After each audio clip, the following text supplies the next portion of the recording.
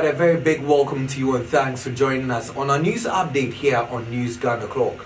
This news update is a recap of all our top stories throughout the week in review. And it is coming to you from our news hub here inside the zoo, here in Accra. My name is Kweku Ediamanza. And I am Hegel Fusua. Coming up in this bulletin, President Akufo-Addo has posthumously promoted the late Inspector Emmanuel Shelevi.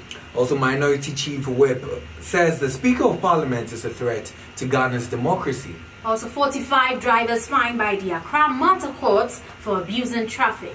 Now in business, the 22nd International Trade Fair event has commenced in Accra. We bring you some entertainment news as Chatterhouse releases full list of nominees for this year's Vodafone Ghana Music Awards. We'll also do sports and take a look at the scorelines in the English Premiership.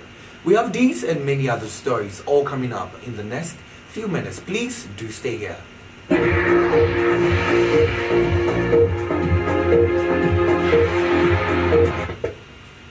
Now, to our first story. President Akufo-Addo has posthumously promoted the late Inspector Emmanuel Shelevi, who was killed by some armed men during a cell break at the Kwabena police station. The late inspector has been promoted to an Assistant Superintendent of Police. This was disclosed by Vice President Dr. Mahmoud Baumia during his funeral service at the Atomic Hospital in Accra. Still staying at the Vice President's residence, the Vice President, Dr. Mahmoud Baumia, has called for the speedy automation of the activities of the Lands Commission to make land title service delivery more efficient.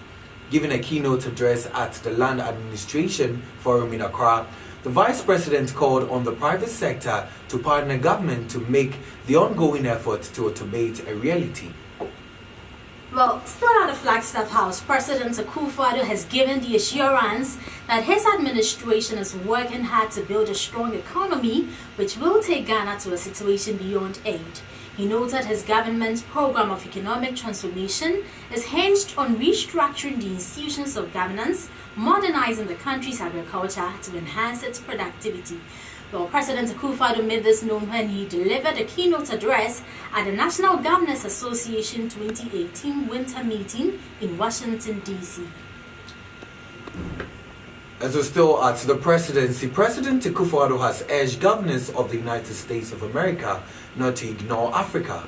President Akufo-Addo made this known when he delivered the keynote address at the national meeting in Washington, D.C. in the United States. The president added that the current structure of African economies, which is dependent on the production of raw materials, cannot create prosperity. He then emphasized the need for Africa to add value to most of its raw materials and take advantage of the digital revolution. Well, away from the Flagstaff House, a total of 45 drivers have been fined 25,710 Ghanaian cedis by the Accra Motor Courts for abusing traffic in Accra. This was revealed by a statement signed by the Director General of Public Affairs, Assistant Commissioner of Police, David Ekulu. The exercise conducted is to arrest private vehicles which have fixed unauthorized sirens. The drivers were sanctioned after flouting legislative instrument 2180 of the Road Traffic Regulation Act 74 Clause 2, which states that a person shall not fix on a motor vehicle warning appliance other than the type approved by the licensing authority. Now let's go to the Parliament House, where the Minority Chief Whip Muntaka Mubarak has accused the Speaker of Parliament, Professor Michael Quay, of being a threat to Ghana's democracy. Muntaka lamented, saying that the Speaker of Parliament has on several occasions has refused them to give the minority the opportunity to express their views on some issues on the floor of Parliament. He was responding to a discussion held on the floor of Parliament on the issue of conducting interviews for entrance into the Ghana School of Law. Now to some security-related matters. Robbers today broke into the ICGC Calvary Temple Auditorium in an attempt to steal a 342 inches plasma screens used for projections during service.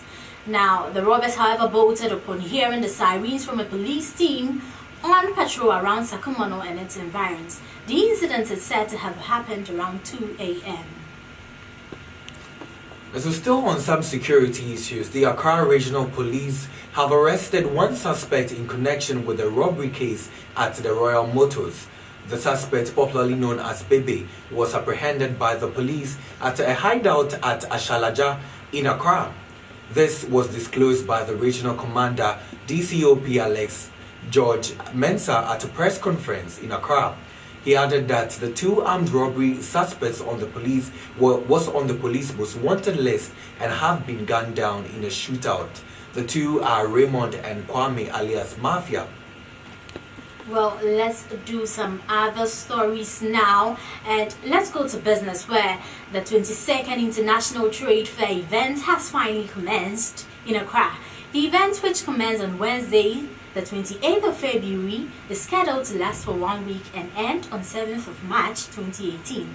The fair will host several programs, including the Intuma Bar Festival, business seminar, and a major focus on the patronage of the Made in Ghana goods and the importance of the One District, One Factory initiative.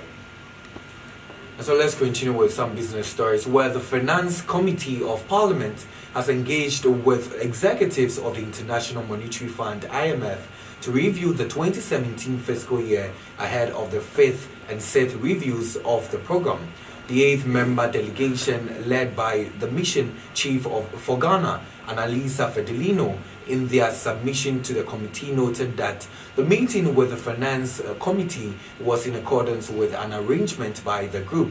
She added that it was also an opportunity to engage and update them on the status of the program from time to time. In other news, former National Security Coordinator Brigadier General Nunu Mensah has blamed the increase of armed robberies on the unemployment situation in the country. The situation expert says the non-availability of jobs on the many vibrant and desperate youth has compelled them to resort to robbery to meet their needs. He was reacting to the recent robbery attacks in the country. So now let's do some entertainment stories, where the burial rites of friend of popular Ghanaian musician Frankie Kuri has been held at the Peace Catholic Church in Poshiman on Saturday. This comes on the back of an earlier report of a gory accident in the on the Sunyani Road with 3 other persons.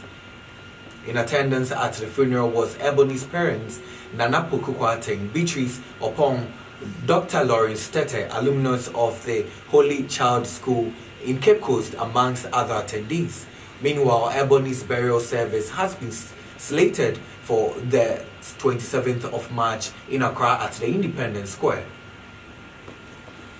To some other entertainment stories, Charterhouse, organizers of the annual Vodafone Ghana Music Awards, have released the nominees for this year's awards. Now, Shatawale, who has been away from the VGMA list, has received 6 nominations, including Artist of the Year category.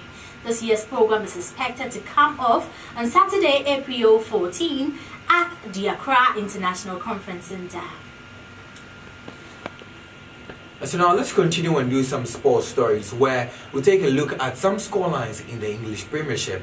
Now we'll take a look at the big one, which was Manchester City facing Chelsea, where they won by 1-0. Also, Arsenal lost away to Brighton and Hove Albion by 2-1. Liverpool also won 2-0 against Newcastle in their encounter.